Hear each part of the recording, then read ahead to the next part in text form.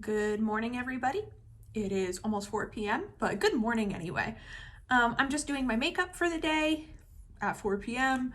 and I thought I'd come on here. I wanted to do a little chat about money. So I actually got curious and I asked in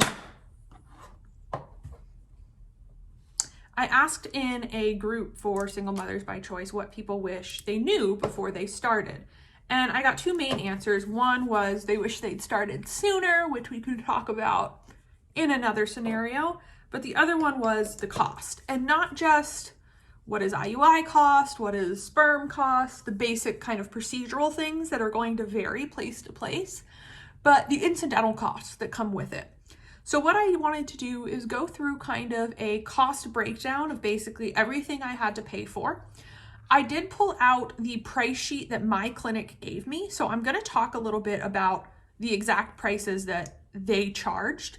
Know that that is my specific clinic. That's in Atlanta, that's at this location and what they charge.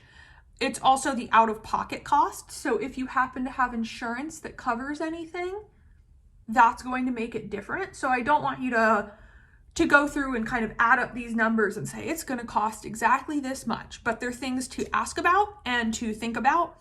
And then there's also a number of things that aren't what you might consider the expected expenses, right? You know the IUI is going to cost money. You know that things like that are going to cost money, but what else is in there? So I'm going to kind of talk through the different phases. I'll talk a little bit about what I spent and didn't spend. This way you guys have an idea of maybe what to budget for, because I had no clue how to budget for it when I started. I was just like, I don't know, $3 million.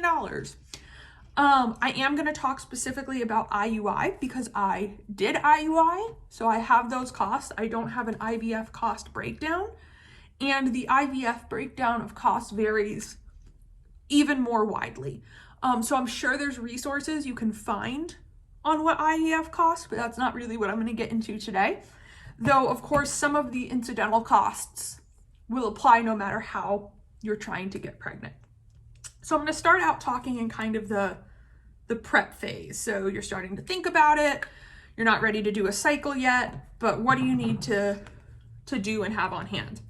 So the first thing is testing. And I talked in an older video kind of about what those different tests might be. Almost always blood work is going to be one. So there's usually a day 3 ultrasound and blood work. So you'll go in during a specific part of your cycle. They'll do some tests, figure out what exactly everything looks like. That usually will include an ultrasound, like I said, blood work, and it may include a couple other things. My clinic estimates the cost of all of that day 3 initial cycle testing at about $1,200. Now, I will say I did not pay $1,200. So from an insurance perspective, some insurance covers infertility, some doesn't. That's going to completely differ. My insurance covered diagnosis of infertility, but not any treatment once it had been confirmed or diagnosed. Now, in theory, that's not great, but I could not technically be diagnosed as infertile because the way most insurance and most clinics define infertility is that you have not gotten pregnant after 6 months of unprotected sex. I was not having unprotected sex for any number of months. Therefore, I could not be diagnosed as infertile. So all of this diagnostic testing was covered for the most part. I had some co-pays and, probably a couple $100.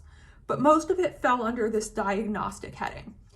What was nice is that because I could never be diagnosed as infertile, any tests fell under a diagnostic heading. So even tests later in other cycles were partially covered. Technically, the blood work is not 100% necessary. If you know you're really fertile or you're not worried about it, you might not have to do this. But most fertility clinics are going to want to get a baseline of your AMH and your hormones and kind of where you're at starting out. So there's testing, that's baseline. There's some other tests that you may need done. So an HSG and SIS are more invasive tests that if you have had trouble getting pregnant, they might perform, or if you're older or something like that. So just to give you an idea, my clinic gave me the cost of $1,100 for an HSG and $900 and change for an SIS. I did not do either of those, but those were the out-of-pocket estimates that I was given. If you are doing not sperm bank sperm, so you're using a known donor, or even if you're here and you're trying to get pregnant like with a partner for some reason, there's also semen analysis that can be done. That cost was about $150 if I had opted for that, which I didn't need. So that can also be part of testing too. So the woman's testing is going to be much more expensive than the other side, but there might be some semen analysis you get done or want to get done. In addition, what was that face? In addition, genetic testing is also an option. This is generally completely optional. This tells you, are you a carrier for certain things? So is there anything you're a carrier for? Either both parts of a couple would want to do this, or sperm banks often have this analysis as part of the testing they do on the sperm you would buy. It can depend how important this is to you. It can get pretty pricey. So it can be in the $2,000–$3,000 range. I was lucky, my insurance covered the genetic testing, but I also got a small grant through a Jewish fertility organization. So Ashkenazi Jews are at higher risk of passing on certain genetic conditions. So it was safer for me to get genetic tested. And this Jewish foundation, which I'll link below, the Jewish Fertility Foundation, they covered my test, which was called J something. I'll link it below, J screen. So all of that was covered for me, but it can be thousands of dollars. And honestly, had it been the $3,000 it is out of pocket, I probably wouldn't have done it. But it was free. So that's something else to consider, how important it is to you, what kind of decisions you're going to make using that information, etc. So that is all the upfront testing. There's a couple of other things that when you get into trying to conceive mode are going to cost you money. Most of them are vitamin supplements, so pretty optional, except I would say prenatal vitamins. Everyone I've seen is told to start taking prenatal vitamins as soon as possible. Those can really range in price. You know, I get like a gummy one from Walmart and it's $10 for a month. You can get them online and order kind of custom ones that are like $40 a month. So you can really make that fit your budget. And then there's a number of other supplements that will be suggested. So some people suggest melatonin, some people suggest CoQ10, something enzyme 10. Those are the two big ones I see. You might also be asked to take up some of your B vitamin intake, whether it's B, C, D, E. I personally am on a vitamin D supplement. And so none of those are going to be super expensive. Again, you can get most of those at like Walmart, the grocery store. But they can start to add up. And if it's something you want to consider, supplements can start to get pricey once you get into really high levels of them. So you can always think about that. And then the other thing that you might get up front are ovulation prediction kits, OPKs. I didn't really use these till I was actively doing a cycle, or maybe the cycle before, just to see if I was ovulating. But if you're not sure of your cycle and you really want to get a sense of when you're ovulating and maybe what signs there are, you can get some ovulation predictor kits and start tracking that.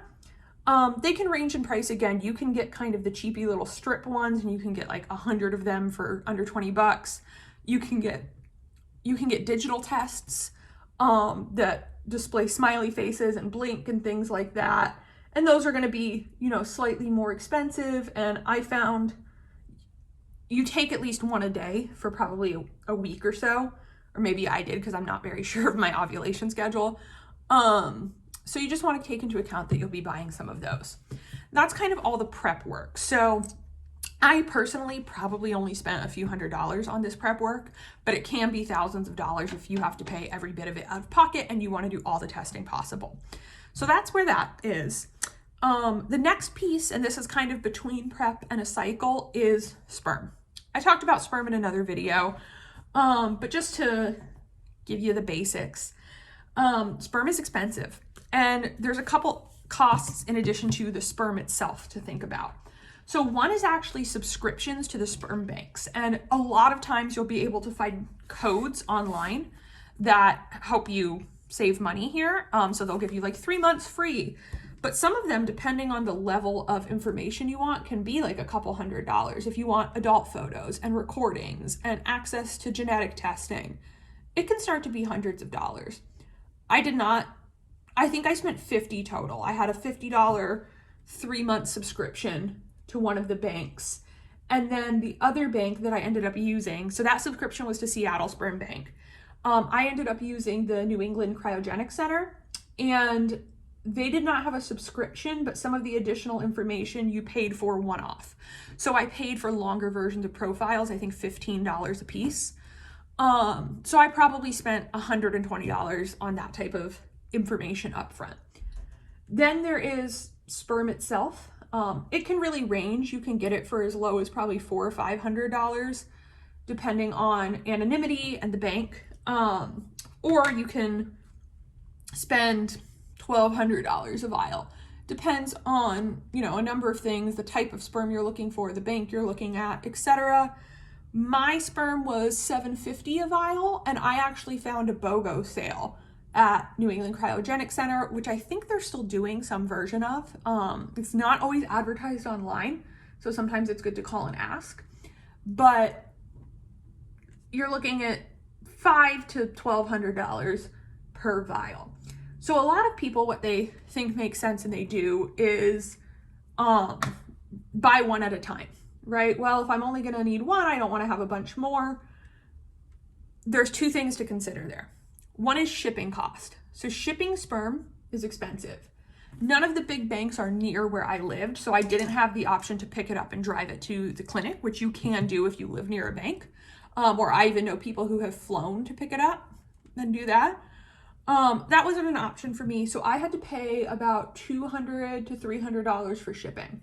It can be a little bit more if you want overnight shipping really quickly, or if you need it shipped to like Alaska or something like that. It can cost more.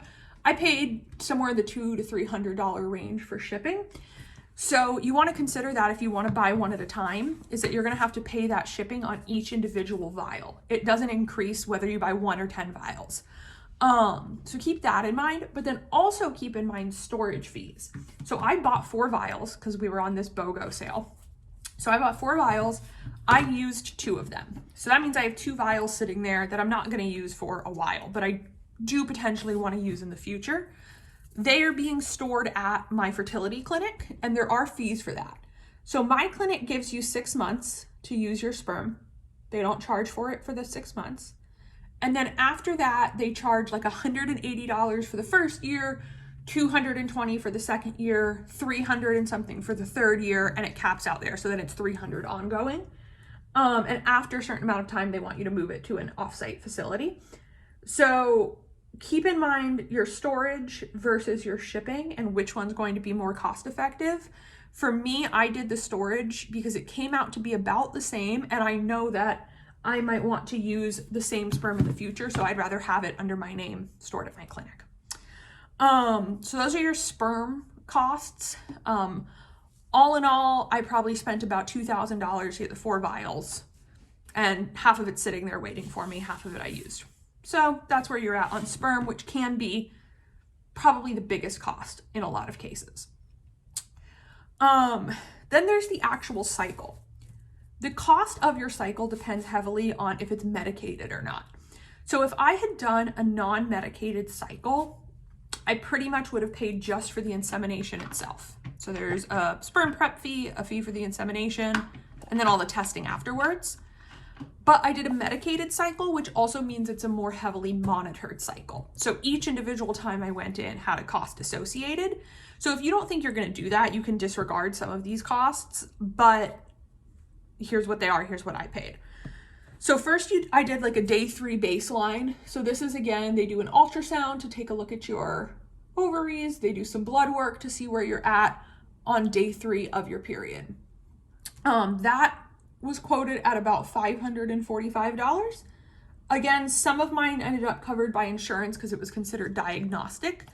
So you can look at that, look at some of the CPT codes if your office will give them to you to determine what would be covered.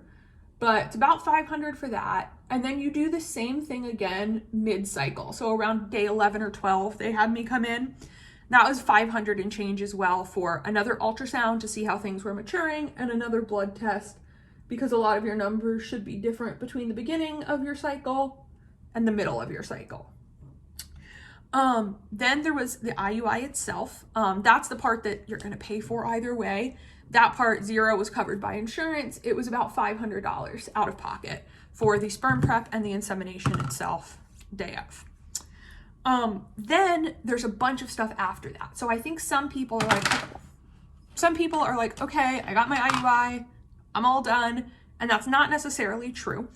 So I had to come in 1 week after the IUI for a progesterone check. And that's just a blood draw, but the blood draws ranged from like $50 to $120 most of the time for each individual blood draw. So keep in mind, there's one for the progesterone check. At 2 weeks, you go in for your first beta test. Those were $100 a piece, and I did 3 betas on my actual positive cycle. I only did 1 beta on the one that did not take. But so there's a few $100s in blood work happening there, about once a week. You're also probably going to pay for home pregnancy tests. Maybe you aren't. Maybe you have a lot more resolve than I do and decide that you're not going to test at home. You're only going to do the blood test. I bought a ton of pregnancy tests. I probably spent hundreds of dollars on pregnancy tests because I was over here like, I should take 2 a day. Not doctor recommended. Again, you can get the cheapy strips and you'll get like a ton of them. I was buying the first response early results where you get like 3 for $15. So those can get pretty pricey. I don't recommend taking 2 first results a day. That was just me having some personal problems. And all of that is not to consider the medication itself. So my letrozole, so you'll probably be given letrozole or Clomid if you do a medicated cycle. My letrozole was $0. Whatever class of medication it fell into under my insurance, I did not have a copay for it. So that was really nice because I got that for free. I did use a trigger shot on 1 cycle. That was about $150 for the shot itself. So I had to go pick it up at the pharmacy, pay the $150. I then had to take it to the clinic and they charged me $80 to give me this shot. Not every clinic insists on giving you the shot. Some of them will let you take it home and do it yourself. Mine wanted to give it to me and I've never given myself a shot before. So I was totally cool with them. Like, hey, we want to be the ones who do this. But keep those costs in mind if you choose to do medicated. See if you can figure out from your insurance what it's going to cost you, but know that it might be out of pocket. So all that, I do my 3 betas. We're pregnant, yay. We're not quite done with the fertility clinic because I went back there. So I did 3 betas. After the 3 betas, I did 2 separate ultrasounds. So one at 6 weeks and one at 8 weeks. Those cost me not very much because by that point I was pregnant, so they're considered prenatal care.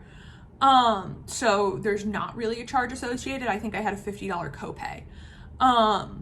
And that was all.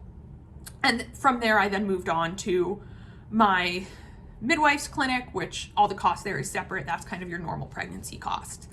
But that is a breakdown of basically everything I spent. I actually haven't gone through and added it up. Some of it was confusing where I didn't pay anything day of and then I got charged like in 2 separate parts later, or I didn't keep track of things like the pregnancy tests. But those are kind of all the costs. And on top of that, you have to consider time off. So for me personally, my work is very flexible. If I need to go to the doctor, no one is mad about it. I don't lose hours, I'm salaried. So the actual time off had no financial cost, but there was still me taking hours, right? In the time during the cycle, you're there basically once a week, if not more. For the beta test, you're there more than that. You're going to the pharmacy to get medicine, you're making sure you take your medicine, you're spending time driving back and forth. There's kind of some opportunity cost there. So keep in mind if you have to take off work, if you have kids and you need them to be watched while you go to the doctor's office, there are things like that that can have financial impacts. in addition to all of the actual medical costs. So hopefully that helps. Like I said, I wish I could give you a number and say, no matter where you go, getting this test is going to cost this many dollars. That is not really how it works. So my clinic luckily gave me this like really detailed price breakdown sheet. So I use that to give you some estimate. If you aren't in America, this is all as ludicrous as it sounds, but this is what we're dealing with. And yeah, so if there's anything else that I didn't cover and you're curious how much it costs from the IUI perspective, feel free to let me know and I'll tell you if I do. Like I said, IVF is a whole nother beast that is thousands and thousands and thousands of dollars that puts all of this to shame. But hopefully that gives you some good information, and I hope you guys are having a good day, and I will be back soon.